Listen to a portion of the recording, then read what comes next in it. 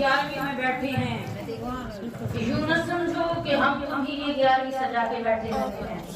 آج ایک بات سنیں گے تو مزے سے سرشار ہو جائیں گے، دل خوش ہو جائے گا، سینے ٹھر جائیں گے، ایمان مضبوط ہو جائیں گے۔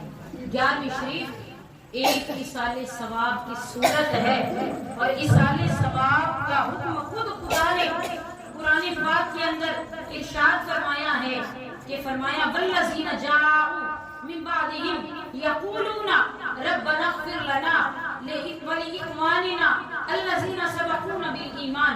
اب ترجمہ فرمائے کہ اور وہ لوگ جو ان کے بعد آئے عرض کرتے ہیں کہ اے ہمارے رب ہمیں بخش دے اور ہمارے بھائیوں کو جو ہم سے پہلے ایمان لے آئے۔ یعنی ہم دعا کرتے ہیں ان کے لیے جو ہم سے پہلے کرتے ہیں کہ نہیں کرتے؟ نماز میں کیا کہتے ہیں؟ ربنا اغفر لی ولوالدی وللمؤمنین، تمام مومنین کے لیے یوم یقوم الحساب، تمام مومنین کے لیے دعا کرتے ہیں۔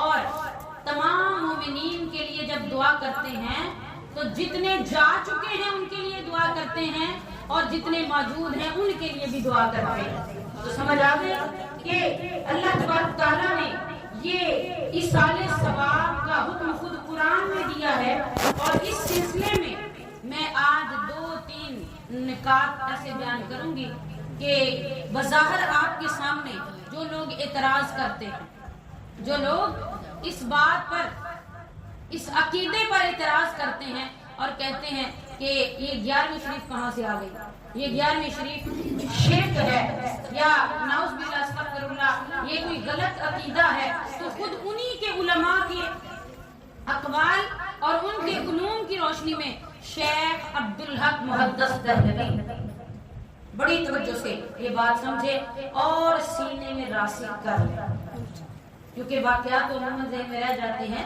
لیکن ہم نے اس بات پر خود بھی راسخ العقیدہ رہنا ہے، اور اگر کوئی اعتراض کرتا ہے تو اس کا جواب بھی دینا ہے، اور بڑی صلح صفائی کے ساتھ دینا ہے، لڑائی جھگڑے سے نہیں، بڑی صلح صفائی سے ان کو جواب دینا ہے کہ جو ہم 11ویں مناتے ہیں، آپ کے سلف صالحین، آپ کے بزرگ بھی یہ کام کرتے چلے آ رہے ہیں، اور ان کی کتابوں سے یہ میں بار بار عرض کرتی ہوں کہ یہ کتاب جو میرے ہاتھ میں ہے، میں باقاعدہ حوالے سے یہ سیرت غوث الثقلین اس سے حوالہ بیان کرتی ہوں، جو ہمارے ہی پیر خانے پیر سید فضل پاک لکھی وال شریف، جن کی اپنی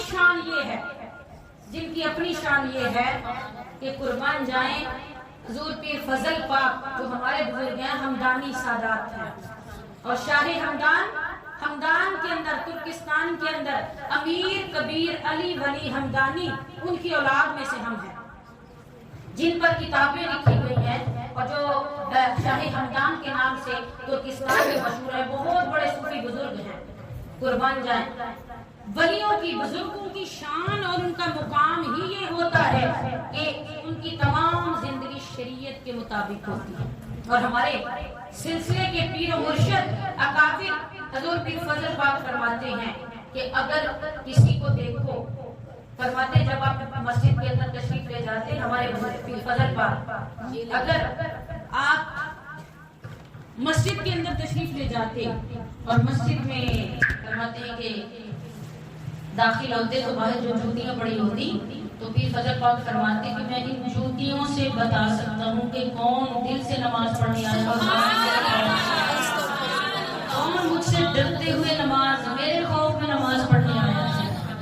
اور جب کسی بے نمازی کو دیکھتے مجلس میں، محفل میں، تو اس کو اٹھا دیا کرتے تھے، اور قربان جائیں آپ کی یہ شان تھی حضور پیر فضل پاک کی کہ آپ نے مردوں کو بھی زندہ کر کے دکھایا۔ یہ ٹھڈی والا شاید آپ نے نام سنا ہوگا، فیض اللہ کموکا کا، یہ فیض اللہ کموکا یہ ہمارے ہی سلسلے میں جتنے بزرگوار ہیں وہ مریدین ہیں، تو ان کی اپنی کوئی بزرگوار جب کوئی دادی تھی یا پردادی تھی، تو جب وہ یہ پورے ٹھڈی والا جتنے بھی لوگ ہیں، اکثریت کچھ بیٹھی ہوئی ہیں، میں نے یہ ہماری कोई नहीं बैठी है, सबको दावत दी गई, फिर संभालना मुश्किल हो जाता है।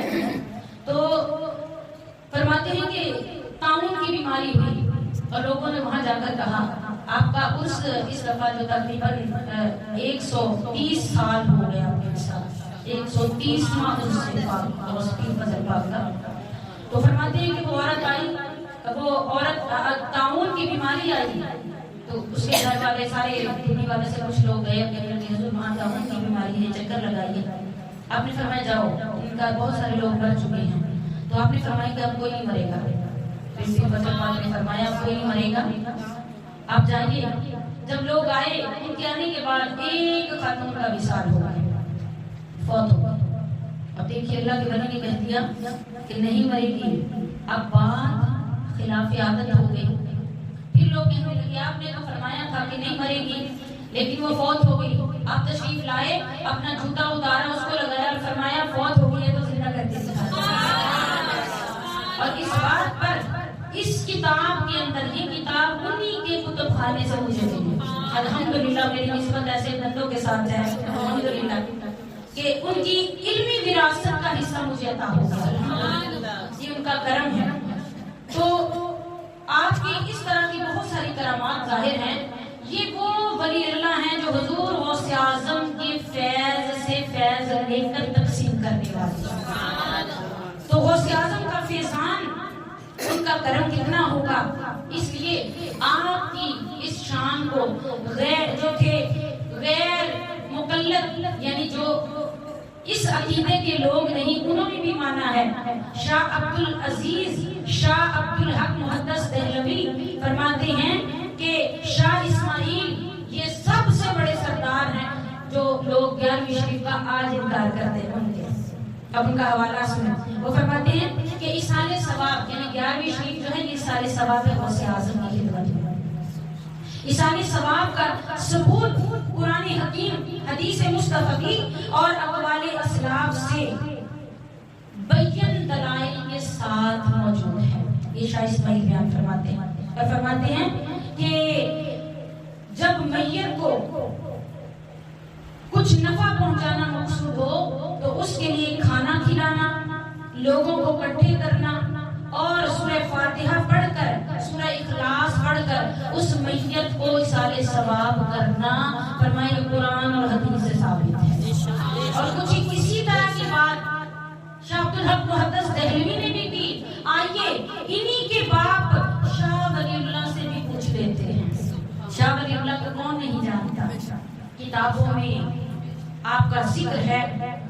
फरमाते हैं कि शाह वलीउल्लाह मुहद्दिस देहलवी, बड़ी प्यारी बात और मैं हैरान रह गई, मैंने पहली दफा ये बात सुनी और पढ़ी।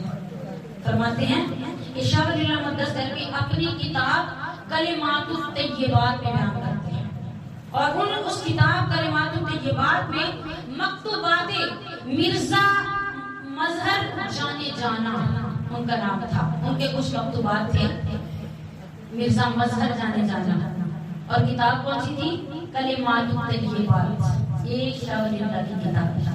फरमाते हैं मजहर जाने जाना, बयान फरमाते हैं कि एक दिन उन्होंने ख्वाब देखा। ये शाह वलीउल्लाह के तवस्सुल से हम तक ख्वाब पहुंचा। सुने, उन्होंने ख्वाब देखा और फरमाते ख्वाब में एक बहुत वसी चबूतरा है और उस वसी चबूतरे पर अल्लाह के वलियों का एक बहुत बड़ा झुरमट बैठा हुआ।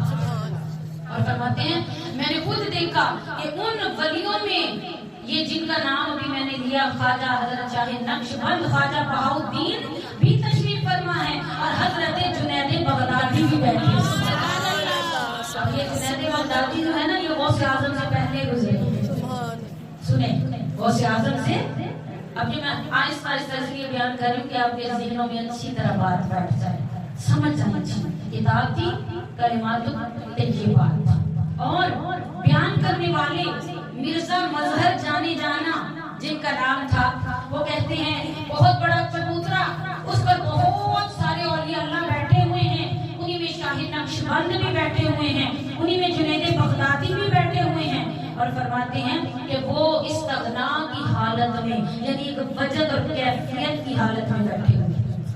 یعنی اللہ کی یاد میں بیٹھے ہوئے ہیں. اس یاد میں بیٹھے کہ حضور نے فرمایا اتقوا فراست المومن فهو ينظر بنور اللہ. جب اللہ کے ولی کی سنگت میں آؤ تو فرمایا دل کو صاف کر کے آیا کرو, وہ اللہ کے نور سے تمہارے دلوں کی باتوں کو بھی جان لیتا ہے,